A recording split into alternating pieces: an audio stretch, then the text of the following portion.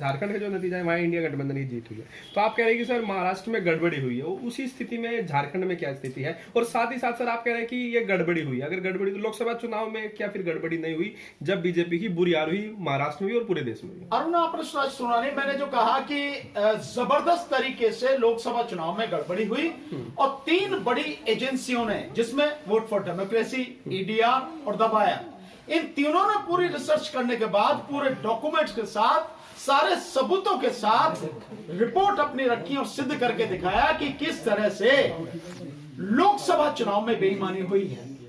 543 सीटों में से एक जो है डिक्लेयर कर दी गई अनकंटेस्टेड, कोई उस पर था ही नहीं, तो वहां सूरत में शायद वो थी, वो डिक्लेयर कर दी गई। 542 सीटों पे चुनाव हुआ और जो रिपोर्ट आई उस रिपोर्ट के हिसाब से केवल 4 सीटों पर जितनी वोटें डाली गई उतनी ही वोटें निकली। बाकी 538 सीटों पर, उनमें से 362 सीटों पर वोटें जितनी डाली गई उससे कम निकली और 176 सीटों पर वोटें जितनी डाली गई उससे ज्यादा निकली और 4,65,46,884 वोटें बढ़ाई गई। और अगर आप तेलंगाना और उड़ीसा की बात करो तो 12.5% वोट बढ़ाई गई वहां पर, 12.5%, जिसकी वजह से यह नतीजा आया। और इसके बाद सब कुछ जो सामने था, तो ये रिपोर्टें लगातार आई, सब कुछ है सामने, सब पूरे पब्लिक डोमेन में सब कुछ है, लेकिन शायद आपको इसलिए नहीं सारी चीजों का पता लग रहा। क्यों?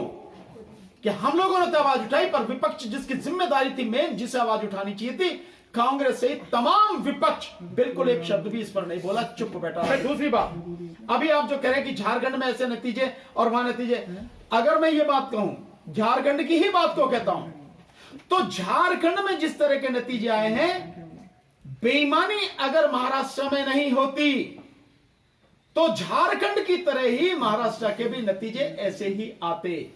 मैं गारंटी के साथ कहता हूं, आज की तारीख में मोदी, बीजेपी, इनको कोई नहीं चाहता। 10-15% वोट इनका है, वो इनसे जरूर इंटैक्ट है, उसे कोई नहीं हिला सकता, लेकिन इसके अलावा इस देश में वोट उनके पास नहीं है। और जिस दिन इस देश में बैलेट पेपर से चुनाव हो जाएगा, मोदी और बीजेपी का और ऐसे लोगों का बिल्कुल पत्ता साफ हो जाएगा राजनीति से। सर, मेरा सवाल इसलिए था क्योंकि आपने कहा कि लोकसभा चुनाव से पहले ईवीएम को लेकर एक बड़ा आंदोलन हुआ, तो क्या जैसे ईवीएम का आंदोलन तेज होता है तो क्या गड़बड़ी कम हो जाती है, और जैसे ईवीएम का मामला ठंडा, क्या गड़बड़ी बढ़ जाने के चांस भी ज्यादा बढ़ जाते हैं? देखिए, हम ये मानते हैं कि अगर ईवीएम का आंदोलन बढ़ता है, लोगों में जागरूकता, जिस तरह से लोकसभा चुनाव के दौरान जो आंदोलन शुरू हुआ उससे पहले, और जितनी जागरूकता आई और गांव-गांव तक लोगों तक ये बात पहुंच गई मशीन की गड़बड़ी की, सो उसमें पूरे लोग जागृत हो गए। अगर विपक्ष साथ देता तो ये इसका खात्मा वहीं उसी चुनाव में हो जाता, लेकिन विपक्ष रहा अदालत के भरोसे और चुप रहा। और कांग्रेस से तो सबसे बड़ी दिक्कत यह है कि कांग्रेस ने तो अपने घोषणा पत्र में ईवीएम को रखा कि हम तो चुनावी ईवीएम से कराएंगे, ये सबसे बड़ी दिक्कत रही। अन्यथा अगर विपक्ष साथ में आता, खड़े होके लड़ता, तो ईवीएम का खात्मा या इस मशीन का खात्मा तभी हो गया होता। तो ये जो स्थिति है, सारी की सारी स्थिति है, इसमें हमारी कोशिश ये है कि जनता जागे। और अब हम जो काम अब हम करने चले हैं, वो काम ना हमें किसी अदालत पर भरोसा है, सरकार पर तो है ही नहीं, विपक्ष पर भी भरोसा नहीं है, क्योंकि विपक्ष अगर अपनी जिम्मेदारी निभाता तो सड़क पे हमसे पहले होता। विपक्ष पर भरोसा नहीं है, पूंजीपति और मीडिया, अब मीडिया भी पूंजीपतियों ने खरीद लिया, तो पूंजीपति, मीडिया, सरकार, अदालत, ये सारे के सारे और मनुवादी मानसिकता के लोग, ये सब मिलके एक बड़ा इन्होंने सिंडिकेट बना रखा है, एक बड़ा माफिया इकट्ठा हो गया। ये इस माफिया को तोड़ने के लिए अगर किसी से उम्मीद की जा सकती थी तो अदालत से, लेकिन जब अदालत भी साथ में खड़ी हो गई और अदालत को भी वो चीजें जो आम आदमी को नजर आ रही हैं वो उसे नजर नहीं आ रही, तो किसी से उम्मीद नहीं है। अब जन आंदोलन ही एकमात्र रास्ता बचा है जिसके कारण ये देश बच पाएगा। तो हमारी कोशिश यही है कि अब ये जन आंदोलन खड़ा होगा, जिसकी घोषणा 10 दिसंबर को ताल कटोरा स्टेडियम में भरी पब्लिक के सामने किया जाएगा। और सभी से उम्मीद करता हूं, कहता हूं, सब लोग वहां पहुंचे, ताल कटोरा, जितनी अधिक से अधिक तादाद में आप लोग पहुंच सकते हैं। महाराष्ट्र में दोबारा चुनाव चाहते हैं क्योंकि आप कह रहे गड़बड़ी हुई है? मैं तो चुनाव चाहता हूं, महाराष्ट्र में भी क्यों नहीं चाहता, महाराष्ट्र में भी चाहता हूं, मैं तो उसमें भी चाहता हूं। आपके जो हरियाणा में जो हुआ। और आप सही बात पूछो तो मैं तो लोकसभा में चाहता हूं दोबारा चुनाव, और दोबारा चुनाव के साथ साथ मैं चाहता हूं कि बैलेट पेपर से चुनाव हो। और मैं ये भी चाहता हूं कि ये जो इलेक्शन कमिश्नर है और इसके साथ जो 2 और हैं, ये पूरी टीम, पूरी चंडाल चौकड़ी जो है, इसको साइड में किया जाए और किसी अच्छे ईमानदार व्यक्ति को सुप्रीम कोर्ट पूरी बैठ के, हालांकि ज्यादा उस पर भी अब भरोसा नहीं, पर फिर भी एक अच्छे लोगों को इलेक्शन कमीशन बना के बैलेट पेपर से चुनाव कराया जाए। मैं तो ये चाहता हूं, और ये भी चाहता हूं कि चुनाव एक ही दिन में हो पूरे देश में, पूरे देश में एक ही दिन में चुनाव हो। 140 करोड़ की आबादी है हमारी, हमें कितने भी लोग काम करने के लिए चाहिएंगे, हम एक दिन में चुनाव कराने की ताकत रखते हैं। नीयत रही है इलेक्शन कमीशन की, नहीं तो चुनाव एक ही दिन में पूरे देश में हो सकता है। चुनाव हारने के बाद दिग्विजय सिंह या संजय राउत या फिर उदित राज जो बयान देते हैं, तो चुनाव बैलेट पेपर से हो, फिर मैदान में क्यों आ जाते हैं, लड़ क्यों लेते हैं? ये सवाल तो तुम उनसे पूछना, पर मैं आपके सवाल का इस तरह से जवाब देता हूं कि बात सही है आपकी कि भैया जब तुम्हें पता है कि बेईमानी हो रही है तो बाद में टर का ही करते हो। बे आपको अगर बोलना था तो पहले बोलते आप। अगर कांग्रेस बोल रही है कि मशीन में गड़बड़ी है तो तुम्हें अब मालूम हो रही है। अबे तुम्हारे जो सलाहकार हैं, तुम्हारे जो ओवरसीज में जो तुम्हारी मीटिंग राहुल गांधी की मीटिंग करते हैं, सेम पित्रोदा तुम्हें बहुत पहले बोल गए।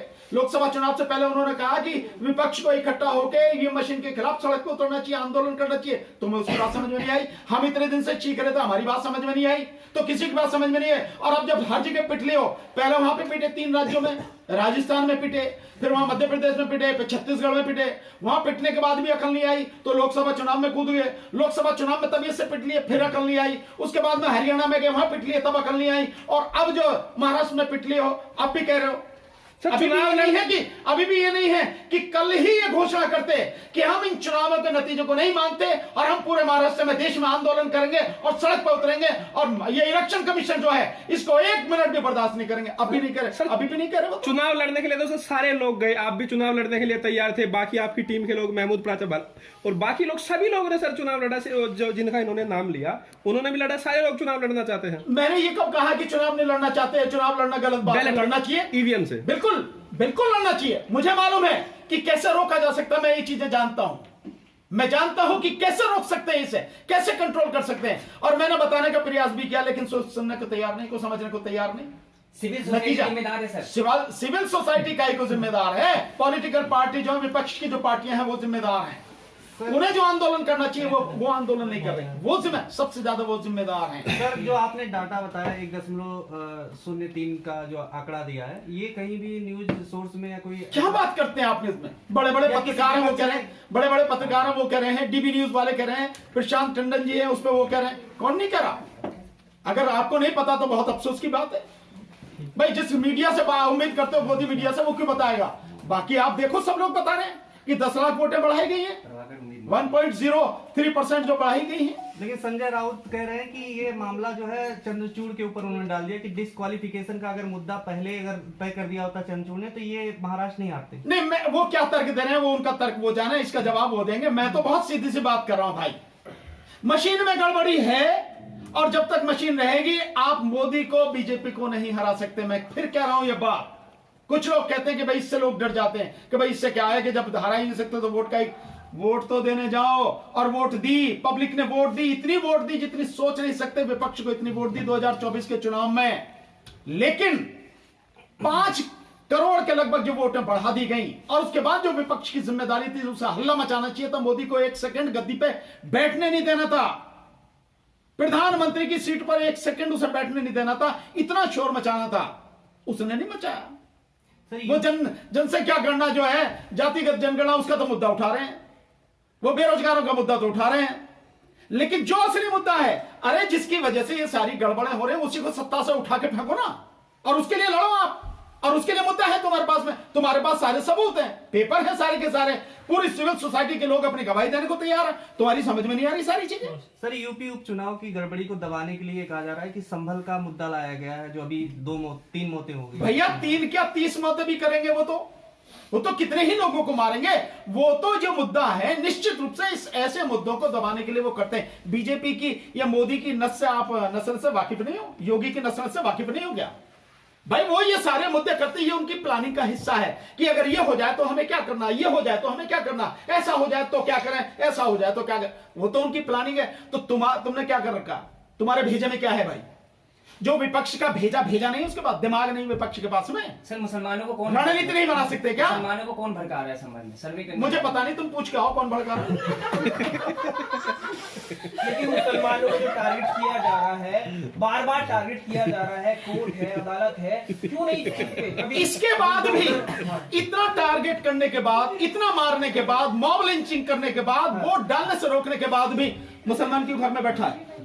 पत्थरबाजी किसने कर रोका? रहा है कह रहे हैं ना सर वो। क्या किसको? सर्वे कोर्ट से अरे वो तो आपको सब कुछ कहेंगे, कोर्ट भी सब कुछ कहेंगे, कोर्ट भी आपके खिलाफ है, सरकार भी आपके खिलाफ है, पुलिस आपको रिवॉल्वर दिखाएगी, गोली मारेगी, लठ मारेगी, फिर भी बैठे रहोगे?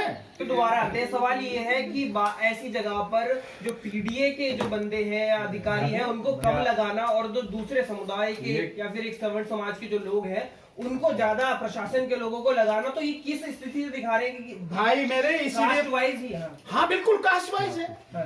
भाई जाति और धर्म की राजनीति खेलना, और जाति के जो लोग हैं जिनसे ये लगता है कि ये पीडीए के अंतर्गत आते हैं और ये इलेक्शन में कोई गड़बड़ी नहीं करने देंगे, तो उसकी जगह अपने लोग लगाना, यानी मनुवादी मानसिकता के लोग लगाना, उनको लोगों को लगाना, तो वो तो उनकी रणनीति है।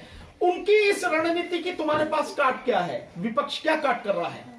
समाजवादी पार्टी के पास क्या काट है इसकी? कांग्रेस के पास क्या काट है इसकी? आप क्या काट कर रहे हो? आप ये तो आपको करना पड़ेगा। आप ये सारी चीजें जानते हो। वो इलेक्शन कमीशन नंबर 1 जो उनके लिए इलेक्शन में सारी चीजें करता है, सारी बेईमानी धड़ल्ले से करता है, इसकी क्या काट है आपके पास में? कैसे रोकोगे इसे? ईडी, सीबीआई, इनकम टैक्स, इन्हें कैसे रोकोगे? क्या काट है आपके पास में? है कुछ आपके पास में? फिर इसके पास में पुलिस है, प्रशासन है, और ये तमाम जो सारी चीजें हैं, इनको कैसे रोकोगे? आप इलेक्शन लड़ रहे हो तो जिनसे आप लड़ रहे हो उनको देखो कि वो किस स्तर पर बेईमानी करते हैं। सो जिस स्तर पर वो बेईमानी करते हैं कि वोटें कटवाएंगे, जो उनके विरोध में जाएंगे उन वोटों को कटवाएंगे, उन अपने पक्ष की फर्जी वोटें बनवाएंगे, ठीक है ना जी, और कहीं की वोट कहीं फेंकवाएंगे, लोगों के जो नॉमिनेशन कैंसिल करेंगे, फिर पुलिस के माध्यम से रोकेंगे वोट डालने से ले। इलेक्शन कमीशन तो है ही कर ही रहा, वो तो सारी चीज करेंगे। तुम क्या कर रहे हो भाई? इस देश की जनता को क्या करना है? और इस देश के जो विपक्ष के लोग हैं